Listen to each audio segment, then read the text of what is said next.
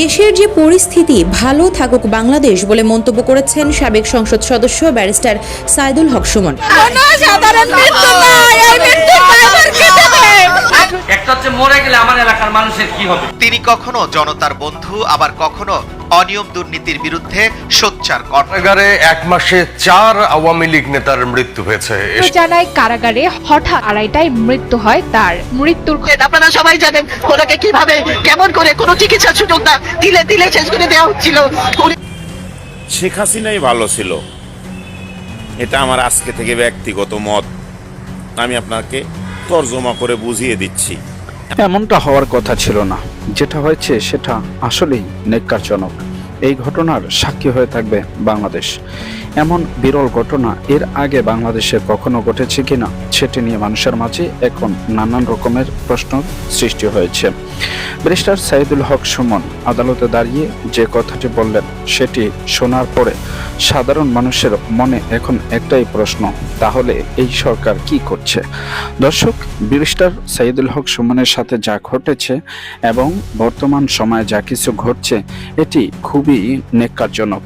এটি নিয়ে শুধুমাত্র যে নেতাকর্মীরা কথা বলছে কিংবা বুদ্ধিজীবীরা কথা বলছে তা কিন্তু নয়, এবার সাধারণ জনগণও মুখ খুলেছে। দর্শক, আসলে কি ঘটেছে সাইদুল হক সুমনের সাথে সেটি আপনাদেরকে দেখাবো আজকের এই ভিডিওতে। শুধু তাই নয়, আপনারা দেখবেন যে বিএনপির এক নেতা বলছেন এর চেয়ে শেখ হাসিনাই ভালো ছিল। এর কারণ কি? কেন তিনি এমন কথা বললেন? এমন কথা বলার পিছনে রহস্য কি? তাহলে কি ভুল করছে বিএনপির নেতাকর্মীরা কোথাও না কোথাও? সেই ভুল শুধরাবেই বা কিভাবে? বিস্তারিত দেখতে আজকের এই ভিডিওটি সম্পূর্ণ দেখতে থাকুন। এই ভিডিও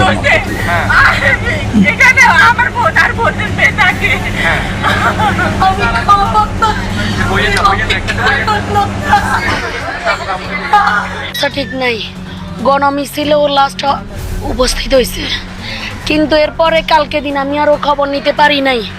আমি নিজে ব্যস্ত, তার কারণে কালকে খবর নিতে পারি না। আজকে রাতে চিন্তা করছি সবাই ফোন দিয়ে খবর নেব কার প্রস্তুতি কি। সে আমাদের দলের জন্য এত নিবেদিত, এমন কোনো প্রোগ্রাম নাই, ঢাকা বলেন চিটাং বলেন দুঃসময় এমন কোনো জায়গা নাই যেখানে আমি দৌড় দিয়ে গেছি। আপনারা, আমি সব জায়গায় দৌড় দিতাম যে দেখছেন, আমার সাথে সে দৌড় দিত। আপু তুই জিয়ে না যাবা, আমার লগে লই যাবা, আমার লগে লগে তার সারে আমি সকল জায়গায় রাখছি। এমন কোনো প্রোগ্রাম নাই। সে দলের নিবেদিত, অনেক সিনিয়রের চেয়ে সে নিবেদিত কর্মী। সে দলের জন্য এমন কোনো ভূমিকা নাই যে সে রাখে নাই। পিকেটিং হইতে, বিপদে পড়া হইতে, পাটকেল হইতে সকল কিছু খাইছে সে। সে এমন বিপদে, এমন এমন বিপদের মধ্যে পড়তো কিন্তু ভয় পাইতো না, দলের সকল কাজে থাকতো। কেন কিভাবে ঘটনাটা ঘটে গেছে জানি না। আমি সন্ধ্যার দিকে খবর পাইছি ও নাকি নাই। আমি আমার নির্বাচনী প্রস্তুতির কাজ পালাই কেমনে দৌড় দিছি আমি জানি না। ও আমার কাছে আমার বাচ্চা, ও দলের কর্মী না, আমার নিজের ছোট বোন, আমার নিজের কলিজার একটা টুকরা। আমার দুনিয়া উজাড় করে দিচ্ছে, আমার দুনিয়া উজাড়, আমার একলা করে গেছে। আমার কাছে কেমন লাগতেছে আমি কারোর বুঝাইতে পারবো, আমি কারোর বুঝাতে পারবো না কেন এই কাজ করছে। আমি এখন আর কিছু বলতে হয়েছে। ও যে দলের নিবেদিত কর্মী, সবাই যেন ওর প্রতি ওই সম্মানটা যেন রক্ষা করে। ও যে দলের নিবেদিত কর্মী এটা যেন সবাই এক বাক্যে স্বীকার করে। আমি এখন আর কথা বলার ভাষা নাই ভাইয়া। আমি আমার বোনটার জন্য দোয়া করি, আল্লাহ ওর ভুল ত্রুটি মাফ করে দেন ওরে, আল্লাহ ওর যেন ভুল ত্রুটি মাফ করে দে, আল্লাহ ওরে যেন জান্নাতে স্থান দেয়, একটু দোয়া করি। আপনি কি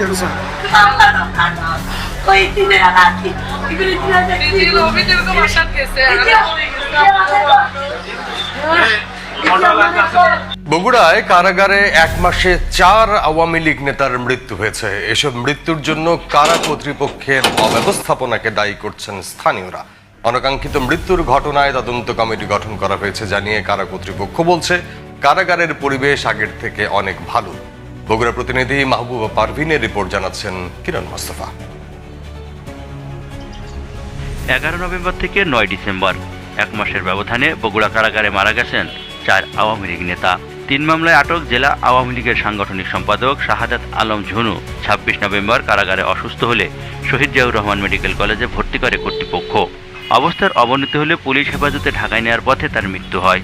হৃদক্রিয়া বন্ধ হয়ে ঝুনুর মৃত্যু হয়েছে বলে কারা কর্তৃপক্ষ জানালেও স্বজনরা বলছে সাক্ষাতের সময় অসুস্থতার কথা জানানো হয়নি তাদের। ওনার আসলে কোনো মানুষ যে কোনো নানাবিধ জটিলতায় ভোগে, স্বাস্থ্যহানিতে, মানে এরকম কোনো রোগ কিন্তু ওনার ছিল না। কষ্ট লাগে যে ভাই উন্নত চিকিৎসা পেলে হয়তো আরো বাঁচত। এর 15 দিন আগে 11 নভেম্বর কারাগারে মৃত্যু হয় বগুড়া পৌরসভার 15 নম্বর ওয়ার্ড আওয়ামী লীগের সাধারণ সম্পাদক শহীদুল ইসলাম রতনের। আর 25 নভেম্বর মারা যান শিবগঞ্জ উপজেলা আওয়ামী লীগের কোষাধ্যক্ষ আব্দুল লতিফ। সবশেষ 9 ডিসেম্বর মারা যান গাবতলী উপজেলা আওয়ামী লীগের নির্বাহী সদস্য আব্দুল মতিন মিঠু। এসব মৃত্যুর জন্য কারা কর্তৃপক্ষের অব্যবস্থাপনাকে দায়ী করছেন স্থানীয়রা।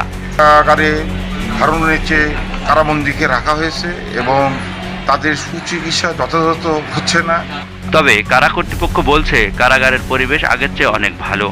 হার্ট অ্যাটাকই মানে এইটা আমি বলি না, আমি বলছি অনেকেই বিভিন্ন রকমের সমস্যা নিয়ে আছে, ওরা শুধু না আরো অনেকেই আছে। বন্দীদের চিকিৎসায় কোনো গাফিলতি নেই বলে জানিয়েছেন শহীদ জিয়াউর রহমান মেডিকেল কলেজ হাসপাতালের উপপরিচালক। রোগীর অবস্থা আশঙ্কাজনক হলে আসলে হার্টের অবস্থা, হার্টের যে অনেক রোগী আপনারা জানেন যে অনেক সময় দেয় না। তো আমাদের এখানে আসলে মুমূর্ষু অবস্থায় আসলে আমরা চিকিৎসা দিয়ে চেষ্টা করি, কিন্তু সব রোগীকে বাঁচানো সম্ভব হয় না। কারাগারে আওয়ামী লীগ নেতাদের মৃত্যুর ঘটনায় 5 সদস্যের তদন্ত কমিটি গঠন করেছে জেলা প্রশাসন। কারাগারের কোনো বন্দী যদি মারা যায় তাকে পোস্টমর্টেম ছাড়া। আমার এই মরতে কষ্ট না, আমার দুইটা কষ্ট। একটা হচ্ছে মরে গেলে আমার এলাকার মানুষের কি হবে। তিনি কখনো জনতার বন্ধু, আবার কখনো অনিয়ম দুর্নীতির বিরুদ্ধে সোচ্চার কণ্ঠ। পেশায় একজন আইনজীবী, আর সর্বশেষ হয়েছেন দ্বাদশ জাতীয় সংসদের সদস্য। এতক্ষণে নিশ্চয়ই অনুমান করতে পারছেন কার কথা বলছি। তিনি হচ্ছেন হবিগঞ্জ 4 আসনের সংসদ সদস্য ব্যারিস্টার সাইদুল হক সুমন।